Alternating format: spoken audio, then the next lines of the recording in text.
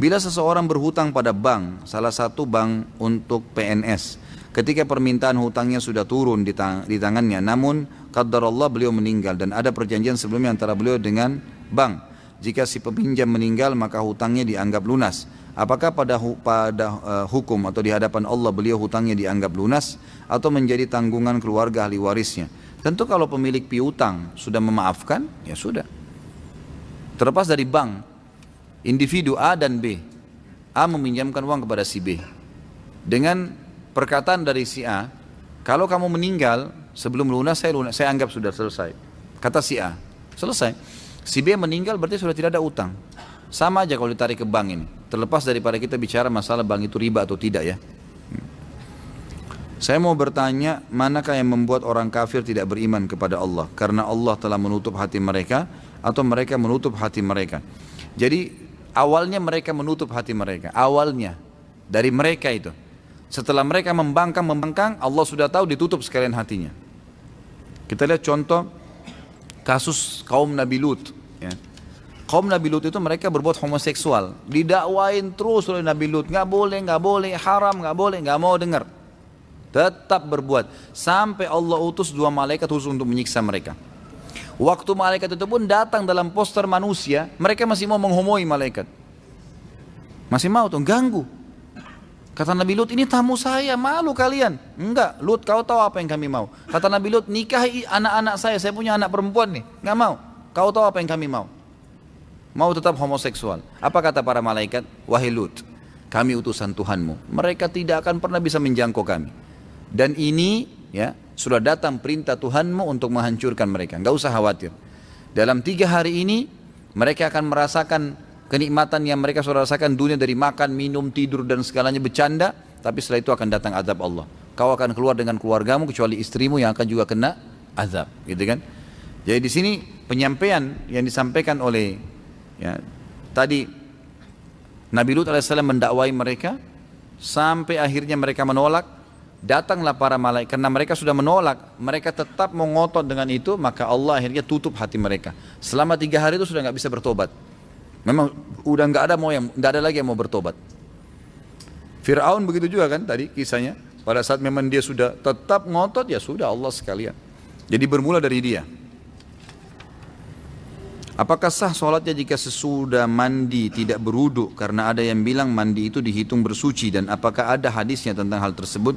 Ini ada ijtihad ya, upaya sebagian ulama dalam fikih mengatakan kalau seseorang itu mandi dan pada saat mandi dia memang menjama seluruh anggota wudunya dan dia niatkan sekalian wudu, maka sudah tidak perlu berwudu lagi. Ini pendapat.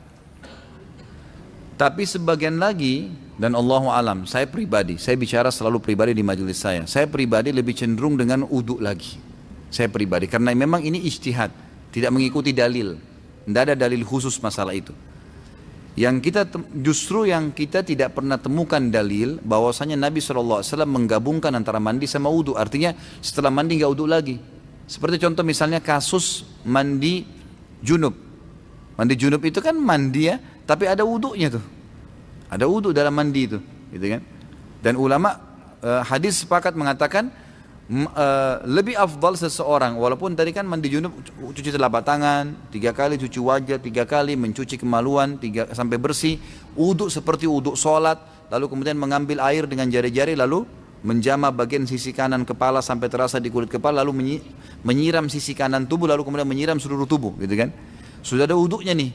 Kata sebagian besar ulama hadis, setelah dia mandi junub pun tetap lebih afdal dia wudu lagi untuk sholat. Karena itu tadi wudunya wudu mandi. Jadi yang kita temukan malah dalilnya ada wudu pada saat mandi itu. Maka pendapat yang mengatakan dianggap sudah tidak ada masalah, dia sudah wudu, ya itu pendapat. Tapi dalil khusus yang menyebutkan kalau sudah mandi tidak perlu wudu lagi ini tidak pernah ada gitu. Allahu a'lam, ini yang saya ketahui. Seorang akhwat memakai cadar, apakah sah sholatnya karena hidungnya tidak menyentuh bumi karena terhalang oleh cadarnya? Gak ada masalah, gak ada masalah insya Allah. Karena memang ini pendapat ya, ulama mengatakan hidung yang dilapis dengan kain, kalau orang itu sakit kah atau wanita itu bercadar karena takut fitnah kalau terlihat, maka itu dianggap memang hal yang tidak menghalangi antara hidung dia dengan, dianggap cadarnya itu seperti sejadahnya, gitu. Seperti sejadahnya. Sebenarnya seperti itu ya. Maka itu dianggap tidak ada masalah. Ini pendapat sebagian ulama. Dan lebih baik kalau seorang muslimah sholat cadarnya dibuka. Itu lebih baik. Karena memang sunnah Nabi SAW pada saat sholat wanita membuka wajah dan telapak tangannya kan gitu. Itu yang ada dalam hadis. Apa benar Ustaz ada Nabi yang mempunyai istri sampai 99? Ada. Nabi Sulaiman alaihissalam. Ada. Bahkan dalam hadis Bukhari itu disebutkan bahwasanya Sulaiman alaihissalam berkata, malam ini saya akan mengelilingi 99 istri saya, gitu kan. Allahu a'lam yang dimaksud ini apakah istri semua atau ada selirnya, karena ini kan Nabi Sulaiman punya hukum tersendiri, bukan seperti hukum kita ya. Kemudian dia bilang, saya akan menggauli semuanya dalam satu malam dan semuanya akan melahirkan seorang mujahid. Tapi Sulaiman alaihissalam waktu itu tidak menyebutkan insya Allah, kata Nabi SAW. Maka akhirnya tidak melahirkan kecuali satu orang saja. Tidak hamil kecuali satu orang saja. Kalau Sulaiman alaihissalam mengucapkan insya Allah, maka Allah akan kabulkan. Maka Allah akan kabulkan. Jadi ada itu memang. Itu hadis Bukhari. Bagaimana hukumnya zikir memakai tasbih? Tasbih ini hadisnya sebenarnya yang membolehkan itu kembali kepada riwayat Tirmidzi yang khilaf ulama tentang kesahihannya. Umumnya ulama ada yang mendhaifkan riwayat ini. Tentang waktu Nabi SAW menuju ke masjid, kemudian menemui Ummu Salamah yang sedang berzikir sambil menghitung batu, gitu kan. Setelah itu Nabi SAW pulang dari masjid menemui Ummu Salamah masih memakai batu, subhanallah, alhamdulillah, sambil hitung dengan batu. Kata Nabi SAW, wahai Ummu Salamah, apakah kau kerjakan ini dari tadi? Dari sebelum saya pergi kamu zikir dengan cara ini? Dia bilang iya. Kata Nabi SAW, saya sudah membaca zikir yang mengalahkan jumlah pahala zikirmu dengan cara saya membaca, misal habis subhanallah baca, ada khalqihi wa ridha nafsihi wa zinata arsy wa midada kalimati, sejumlah makhluknya Allah. Jadi bilang subhanallah ada khalqi, sejumlah makhluknya. Wa ridha nafsi, sampai dia ridho dengan dirinya sendiri Allah SWT. Wa zinata arsy, sebanyak jumlah perhiasan singgasananya. Wa midada kalimati, juga sebanyak jumlah kalimat-kalimatnya. Maka itu mengalahkan. Ulama yang mendhaifkan hadis ini mengatakan ini hadis yang menyebutkan tentang adanya hitungan dengan benda, bukan dengan tangan, gitu kan. Maka mereka mendhaifkan ini, mereka melemahkan, dan dengan melemahkan hadis ini, kalau hadis lemah itu tidak terlalu lemah, bukan karena ada pendusta dan tidak bertolak belakang dengan hadis sahih, hukumnya boleh dipakai dalam fadail amal, dalam amal-amal sunnah ya. Tapi ternyata pendapat pertama mengatakan ada hadis Nabi yang diriwayatkan oleh Imam Bukhari berbunyi, tangan jari yang dipakai bertasbih itu akan menjadi saksi hari kiamat. Menjadi saksi pada hari kiamat. Maka pendapat pertama mengatakan, maka kalau dipertemukan antara hadis ini yang sahih, tasbih berhitung dengan jari menjadi saksi hari kiamat, dan ini Ummu Salamah menggunakan batu sementara hadisnya lemah, maka didahulukan yang ini, otomatis kan gitu. Maka mereka mengatakan ini lemah tertolak dengan hadis sahih, maka itu adalah perbuatan yang bid'ah, gitu kan? Tidak dibolehkan. Pendapat kedua mengatakan tidak bentrok antara hadis pertama dengan hadis kedua, tidak bentrok. Karena hadis pertama hanya menjelaskan perilaku Ummu Salamah yang menggunakan batu. Hadis kedua menyebutkan tentang lebih baiknya kalau menggunakan jari. Kalau dilihat ini tidak ada bentrok menurut pendapat ulama yang kedua. Maka lebih afdal menggunakan jari, tapi tidak disalahkan kalau menggunakan tasbih. Seperti itu. Nah ini saya sudah berikan kepada anda tentang masalah khilaf ulama. Itu dilihat kondisional. Saya bahasakan afdalnya menggunakan jari. Menggunakan jari. Ini terus kita biasakan gitu kan. Tapi kita tidak boleh 100% menyalahkan orang yang menggunakan tasbih itu, karena masih ada pendapat ulama tadi yang saya sebutkan. Kalau memang bid'ah, kenapa di Mekah dari Madinah banyak sekali dijual tasbih? Terus tujuan mereka jual tasbih untuk digunakan sebagai alat apa? Bukankah tolong-menolong dalam keburukan dilarang? Tenang akhi, jangan vonis. Ini luar biasa, ini bertubi-tubi. Tenang saja ya. Sudah saya jelaskan. Bagaimana hukum mengambil uang panjar dengan kesepakatan di awal apabila pihak pembeli yang membatalkan jual beli, apa termasuk riba? Setahu saya nggak boleh. Gitu kan? Tidak boleh sama sekali, kecuali dalam satu keadaan yang saya tahu. Misal kita mau beli mobil, dikasih uang panjar 2 juta, gitu kan? Ini tanda jadi ya, hukumnya boleh secara agama. Ini saya kasih tanda jadi. Tapi tanda jadi itu nggak boleh hangus kalau ya batal. Kecuali satu keadaan kata ulama. Pada saat diberikan uang 2 juta itu, memang produk itu lagi ditunggu oleh orang lain dan dia sengaja menahan. Enggak, saya pasti beli deh, gitu kan? Saya pasti beli, maka saya kasih uang panjar ini. Dalam keadaan seperti ini berarti si pembeli, si penjual telah dirugikan, gitu kan? Mesti dia sudah dapat untung tadi. Sudah dapat untung kalau dia lepas sama pembeli yang lain. Tapi karena ini nahan dan dia membatalkan sepihak, maka dia boleh mengambil panjar itu. Itu satu keadaan kalau memang dia terugikan. Tapi kalau enggak, artinya produk itu batal sama orang ini, bisa dijual sama siapa saja, ya enggak perlu. Itu masuk dalam gharar. Nanti mengambil uang yang bukan haknya. Ini masalah parade sudah saya jelaskan tadi. Bagaimana adab mengucapkan salam kepada non-muslim sudah saya jelaskan tadi. Jadi jangan memulai ya. Enggak boleh memulai memberikan salam pada orang non-muslim. Kata Nabi SAW dalam hadis riwayat Imam Muslim, hadis sahih, jangan kalian memulai memberikan salam kepada ahli kitab. Kalau ahli kitab saja yang punya kitab dari Allah, Taurat dan Injil, mengikuti Nabi Musa dan Nabi Isa, enggak boleh kita mulai salam, apalagi orang yang bukan ahli kitab, lebih pantas untuk tidak diberikan salam. Jangan memulainya. Tapi kalau mereka berikan salam boleh kita jawab, tapi tadi kalau salam kita ya, assalamualaikum, kita mengatakan waalaikum. Tapi kalau dia bilang selamat pagi, boleh dijawab dengan selamat pagi juga, nggak masalah. Tapi kita dilarang untuk memulainya. Apakah adab majlis yang Ustaz jelaskan tadi juga berlaku untuk di dalam kelas? Ya setahu saya iya. Setahu saya iya. Sama saja semua majlis, bukan cuma kelas. Tadi kan saya kasih contoh dalam majlis ilmu, kelas, lagi duduk kumpul-kumpul sama teman-teman, ya semua, dari sama keluarga berlaku sama.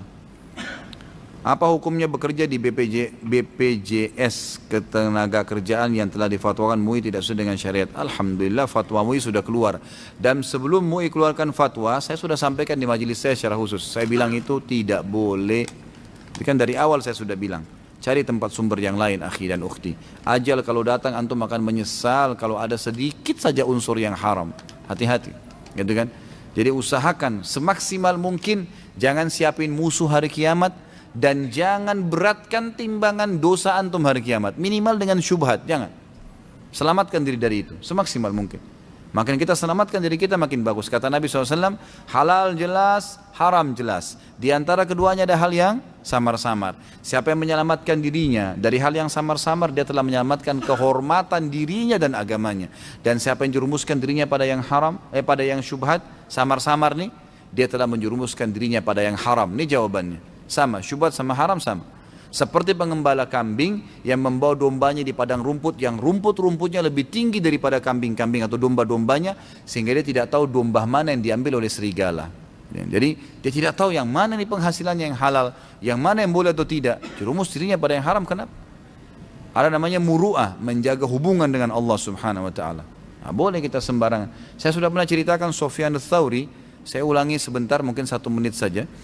Bagaimana Sufyan ats-Tsauri yang terkenal dengan sajjad, yang dahinya sampai hitam, terkenal luar biasa dengan ibadahnya, dipaksa oleh khalifah untuk jadi hakim, dia nggak mau, tolak, nggak mau. Jadi hakim, digiurkan, gaji besar, dapat istana, dapat fasilitas, kereta kencana waktu itu. Kalau kita mungkin sekarang mobil yang paling mewah, tetap nggak mau. Dia takut nanti masuk neraka. Dia takut salah fatwa, salah hukum, dituntut hari kiamat, nggak mau ada musuh. Sama khalifah dipaksa, harus jadi hakim, tangkap kalau nggak mau.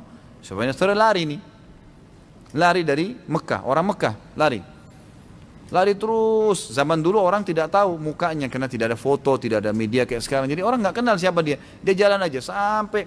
Jadi kalau ini Jazirah Arab misalnya, di atas ini negeri Syam, Madinah dulu, kemudian Mekah, kemudian negeri Yaman di bawah, di daerah selatannya Jazirah Arab. Di bawahnya lagi selatannya itu Indonesia, ada Asia Tenggara ya.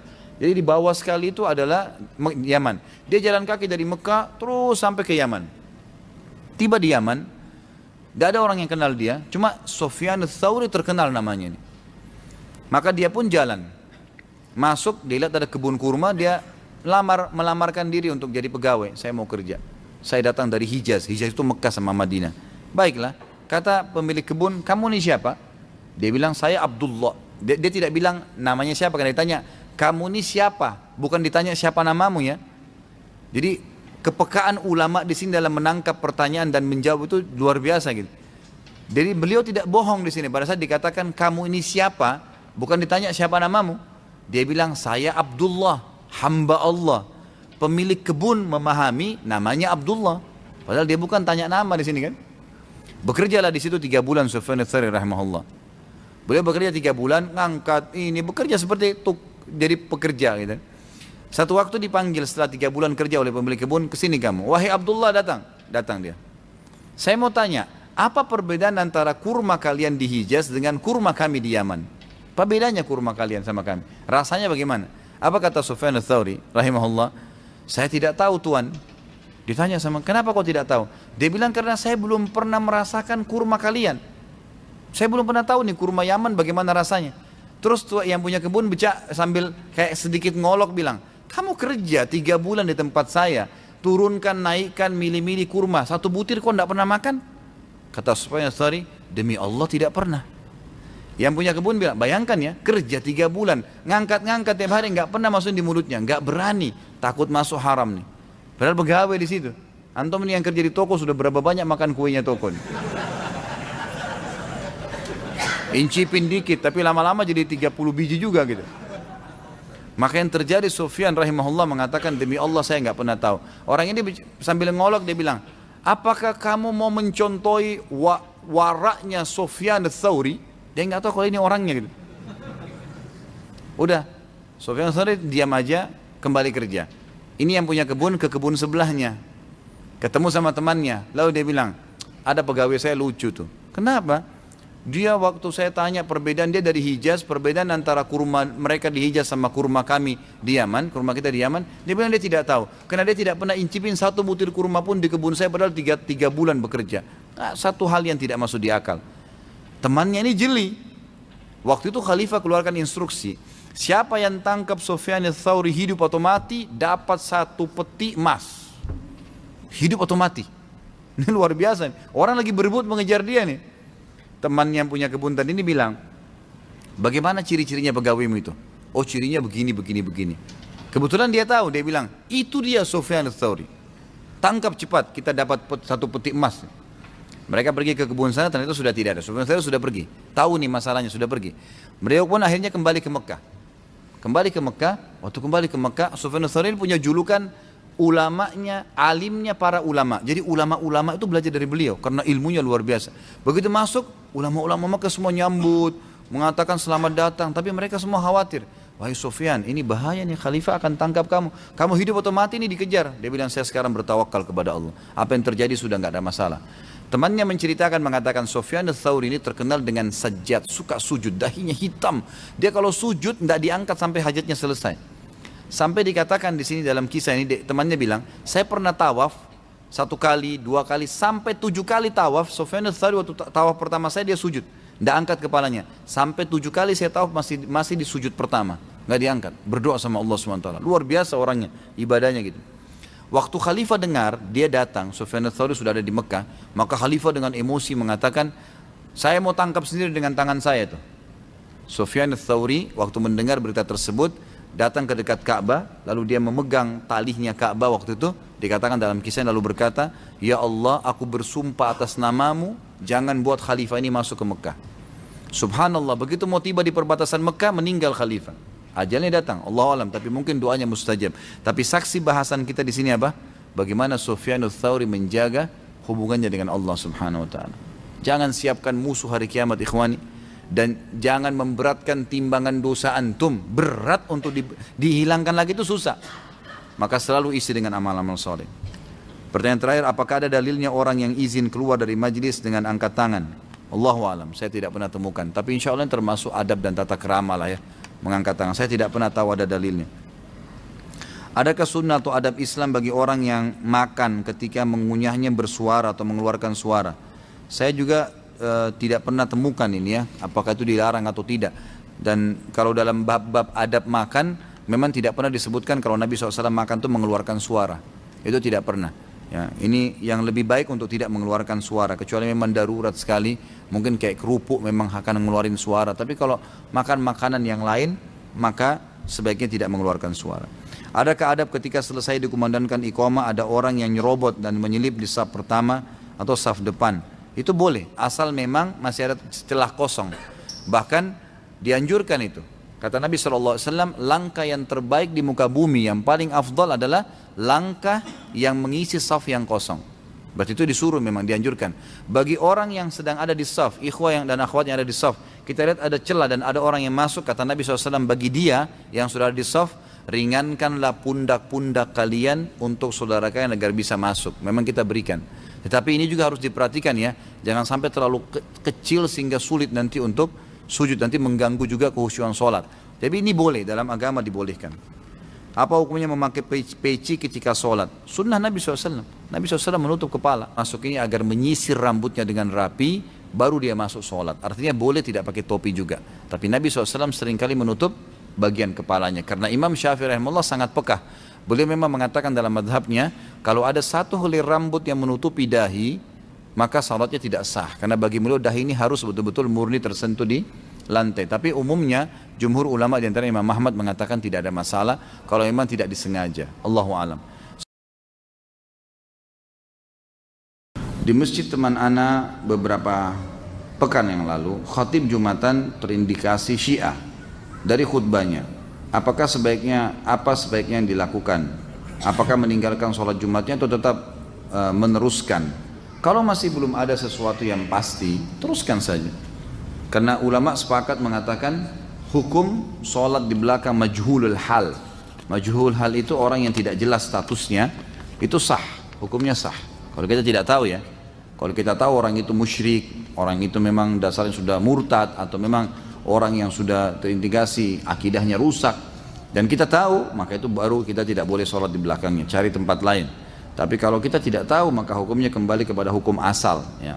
Jadi tidak perlu meninggalkan, cukup ya, kerjakan saja kembali, atau dianggap sah insya Allah. Mohon nasihat Ustaz tentang keutamaan menuntut ilmu agar kami istiqomah dan tidak melalaikan menuntut ilmu karena terlalu sibuk mencari nafkah dan rezeki. Ilmu ini akhi, ilmu syar'i hukumnya wajib. Mempelajari ilmu agama hukumnya wajib. Sekali lagi wajib. Talabul ilm, kata Nabi SAW, faridatun ala kulli muslim. Hadisnya sahih. Menuntut ilmu agama bagi setiap muslim dan muslimah wajib, bukan pilihan. Kalau ilmu umum antum punya pilihan, tapi ilmu agama nggak bisa.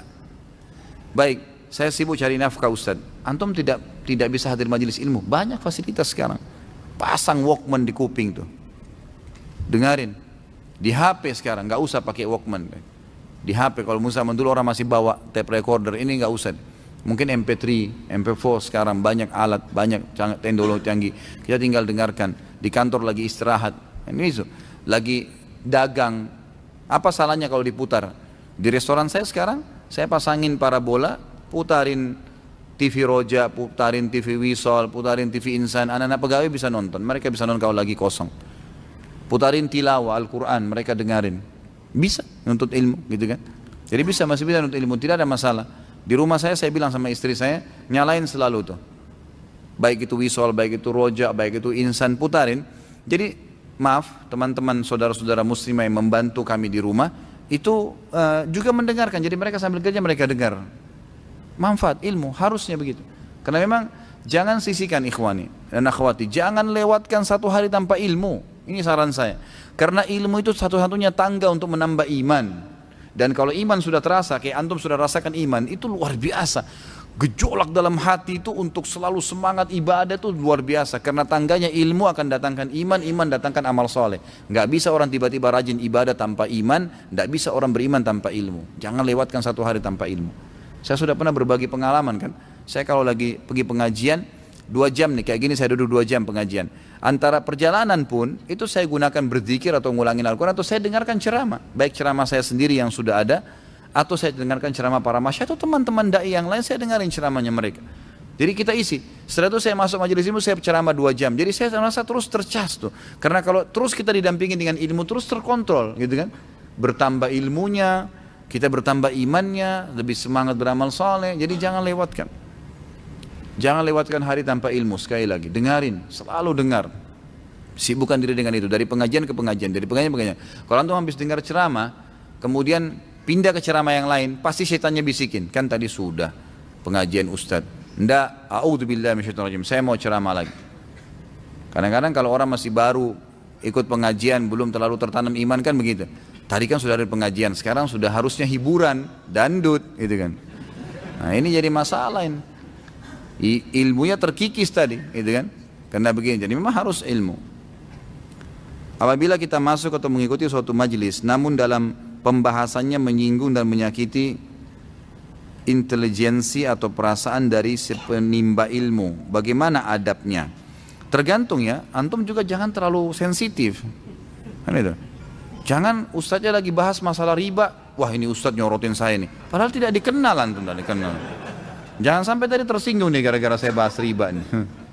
Antum jangan terlalu sensitif gitu kan. Ada di pengajian orang baru cerai, ustadznya belum bicara masalah cerai itu begini, wah ini ustadz tahu saya nih. Dari mana gini, nggak ada yang ngerti. Kan gitu. Ini jangan sensitif. Kalau memang dia sengaja, insya Allah setahu saya kalau dai itu mengikuti sunnah Nabi nggak mungkin. Saya rasa jauh, kecuali dia bukan penuntut ilmu ya. Dia tahu ada yang hadir lalu disinggung-singgung, itu nggak mungkin. Nabi SAW, kami ini tahu adabnya kalau sedang menegur seseorang. Nabi SAW ajarkan kepada kami, kiai kami, guru kami, Muhammad SAW mengajarkan bahwasanya beliau kalau mau menegur orang tidak menyebutkan nama, cuma mengatakan kenapa ya ada orang seperti ini. Tapi Nabi pernah menyinggung dalam majelis tuh. Karena pernah ada pengumpul zakatnya Nabi SAW, ada namanya seorang sahabat, tapi Nabi, dan dia bilang kebetulan habis mengumpul zakat, dia datang ke Masjid Nabawi, lalu dia bilang, nih zakat kalian yang sudah saya kumpulin, ini bagian saya nih. Artinya ini saya dapat nih dikasih orang. Lalu Nabi SAW naik langsung ke mimbar, orang itu masih duduk di situ bersama dengan sahabat-sahabat yang lain. Setelah tahmid dan salawat beliau mengatakan, kenapa ya? Ada orang yang saya tugaskan mengumpulin zakat, dia mengatakan ini zakat kalian dan ini punya saya. Kalau memang betul dia punya bagian, semestinya dia tidak usah bertugas mengumpulin zakat. Duduk di rumahnya zakatnya akan datang kok. Ya, artinya tidak boleh perbuatan seperti ini gitu kan. Tidak ada ceritanya mau terima bayaran gara-gara ngumpulin zakat, lalu dipisahin dari uang yang tadinya berkumpul, itu nggak mungkin. Hanya memunculkan kecurigaan dan segalanya gitu. Jadi di sini Nabi SAW ajarin boleh menyinggung tapi tidak menyebutkan nama gitu kan. Tapi insya Allah setahu saya ya umumnya kalau ada pertanyaan atau ada antum hadir di majelis ilmu jangan terlalu sensitif. Insya Allah tidak ada maksud tujuan untuk menyinggung atau menyakiti. Kalau betul-betul ustadz itu tuh selalu kalau antum hadir taunya nyinggung si fulan, apalagi nyebut namanya orang, saya sarankan jangan hadir. Udah ganti ustadznya udah. Nggak perlu, karena akan bermasalah, akan ada masalah, akan muskilah di situ nanti. Karena dia akan terus-menerus menjadikan itu sebagai perilakunya. Ada memang sebagian orang begitu, subhanallah. Mungkin tidak bertakwa sama Allah, dia sering anggap itu nggak apa-apa, sering selalu menyalah-nyalahkan orang. Dan ini konsepnya tidak benar. Allahu a'lam. Menurut saya ini lebih baik jangan ada lah, ya jangan ada. Termasuk juga sekalian saya ingatkan teman-teman kalau hadir di sebuah majelis, yang majelis itu dari awal pertemuan sampai akhir mungkin ilmunya cuma 10%, sisanya cuma nyalain orang. Seperti sekarang ada istilah tahdzir, ingatin ini nggak boleh, itu nggak boleh, ini nggak boleh, sesat, ini sesat. Ya akhi, daripada ente bilang ini sesat, lebih baik ingatin umat tuh, kukunya masih panjang yang hadir tuh. Mungkin dia masih belum betul wudunya, mungkin masih belum betul sholatnya. Sibukkan mereka muslim ini dengan ibadah, maka secara otomatis dia akan nanti tinggalkan yang buruk gitu kan. Itu lebih baik. Allahu a'lam. Adab ketika tempat duduk kita diambil oleh orang lain dalam suatu majelis. Ya kalau antum ikhlaskan silahkan, itu dapat berpahala insya Allah. Tapi kalau antum punya hak ya, datang dan mengatakan maaf ini tempat duduk saya, itu kita punya hak. Tapi kalau dia tetap tidak mau ya sudah. Karena dalam Islam kita dilarang bertengkar ya.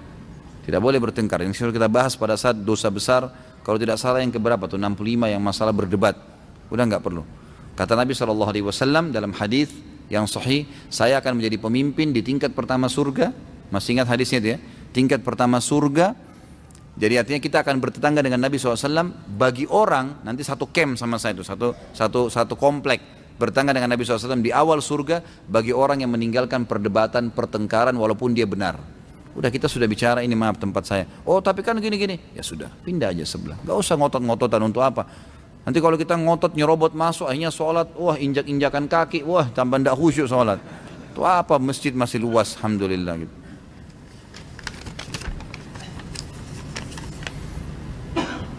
Ustaz, saya anak muda yang kadang tergelincir kemaksiatan seperti halnya fitnah wanita di akhir zaman ini. Saya meminta solusi dan saran dari Ustaz. Memang wanita itu fitnah, disebutkan dalam hadis. Fitnah bagi memang orang yang menyibukkan diri dengan kaum wanita, kata ulama. Jadi memang dia sering memang sengaja menjerumuskan dirinya di situ. Misal sengaja masih membuka diri kalau ada perempuan yang mau kenalan dibuka. Karena Allah mengatakan wala taqrabuz zina, jangan dekatin zina, jangan mulai SMS, jangan mulai WhatsApp, jangan mulai kenalan. Kalau sudah mau nikah minta sama Allah, ya Allah tunjukin saya wanita yang baik ya Allah. Insya Allah Allah akan petunjuk, nanti tiba-tiba ada kecenderungan, ada cocok dan seterusnya. Bukan saatnya, karena kalau kita buka percuma, kalau kita tetap membuka pintu itu akan jadi masalah.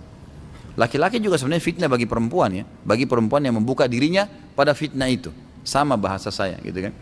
Jadi saran saya yang pertama adalah antum tutup semua fasilitas yang berhubungan dengan lawan jenis ini, apapun sifatnya.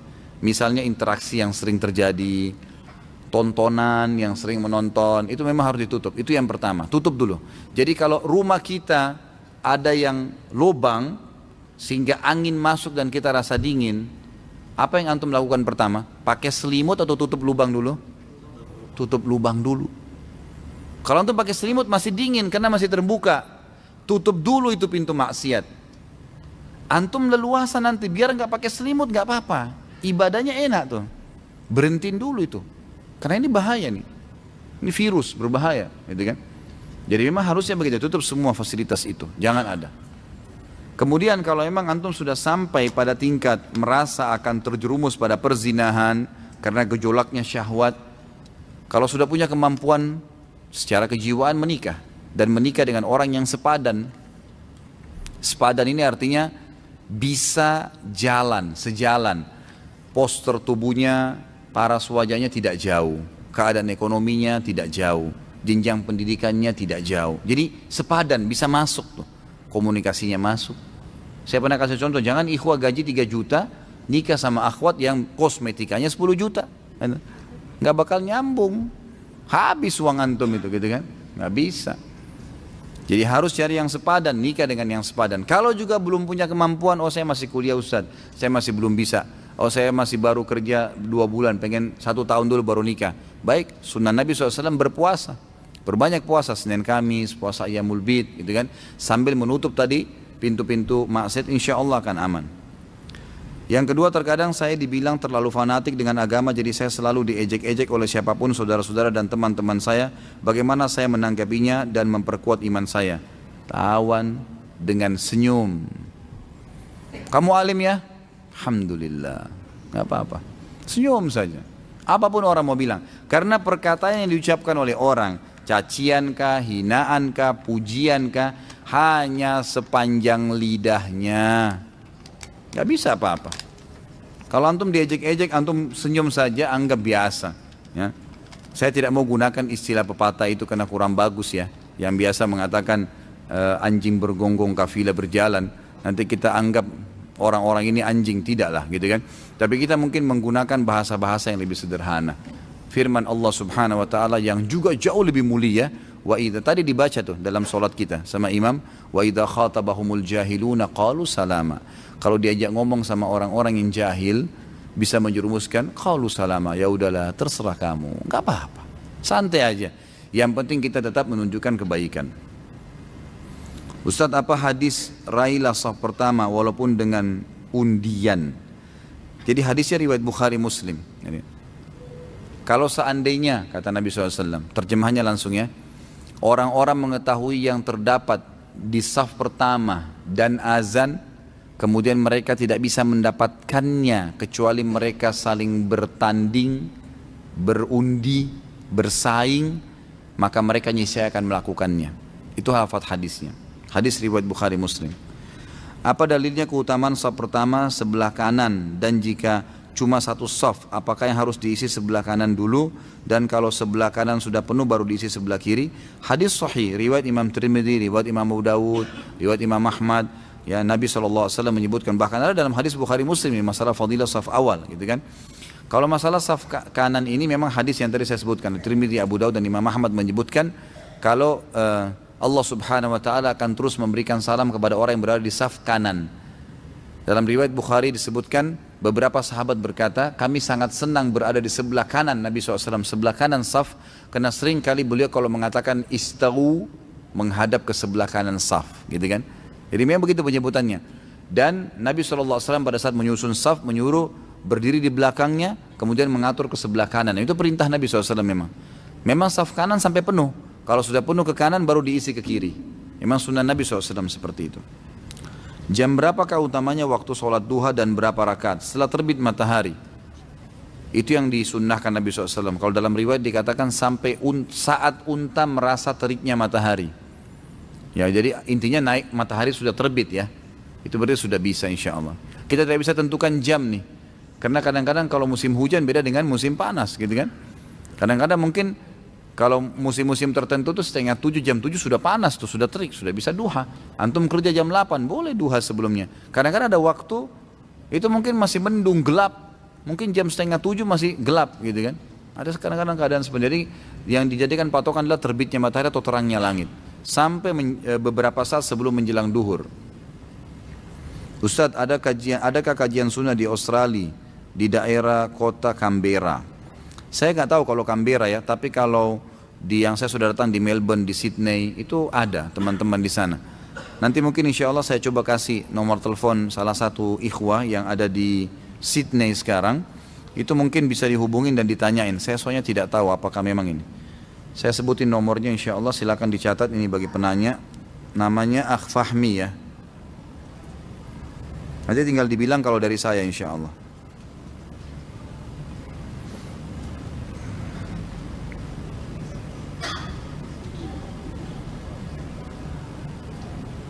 Atau bisa ditanyakan ke saudara Akh Faris, nomornya +61 44 9-nya 3 kali 8728 +61 44 93 kali 8728. Kalau yang satu lagi Akh Fahmi ya.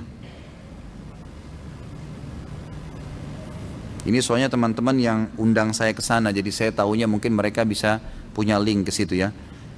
Kalau saudara Fahmi ini +61 42 037 5664 +61 42 037 5664. Sebab Canberra saya tidak tahu ini. Tapi mungkin yang paling dekat dengan Canberra kalau tidak salah Sydney ya. Jika di tempat kita atau luar negeri tidak terdengar suara azan, berdosakah jika seorang laki-laki sholat di rumahnya berjamaah dengan teman-temannya karena tidak terdengar azan? Kalau yang saya tahu tidak terdengar azan di sini maksudnya memang karena tidak ada masjid atau terlalu jauh untuk dijangkau dan tidak terdengar, ini insya Allah tidak apa-apa.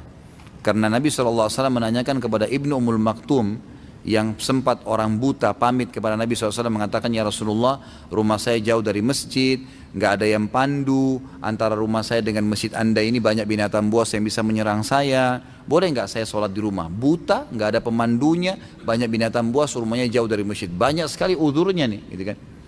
Maka kata Nabi SAW awalnya, silahkan sholat di rumahmu. Begitu dia mau keluar dari masjid, turun wahyu. Jibril AS datang menyampaikan. Lalu Nabi SAW panggil dia tuh, dipanggil. Ini kebetulan muadzinnya Nabi SAW. Dia sama Bilal, dua-duanya ini muadzin, Ibnu Ummul Maktum. Maka kata Nabi SAW, atas ma'un nida, kau dengar gak azan dari rumahmu? Dia bilang, iya ya Rasulullah. Kata Nabi, idzan ajib, kalau gitu jawab azan itu. Berarti kasuistiknya mendengar azan tolak ukurnya. Tapi ulama merincikan lagi, kalau azan ini tidak didengar, dalam arti kata memang masjid terlalu jauh, kita nggak tahu alamatnya, gitu kan? Tidak tahu juga mungkin kalau ke sana ada sholat jamaah atau tidak, maka itu boleh-boleh saja. Tapi kalau tidak didengar seperti kasus di Australia karena memang tidak boleh mic keluar, maka ini bukan udzur, gitu kan? Karena memang tidak mungkin kita bisa dengar azan di jalanan kalau di Australia. Karena memang tidak boleh, dilarang di dalam ya, suaranya. Maka ini bukan udzur.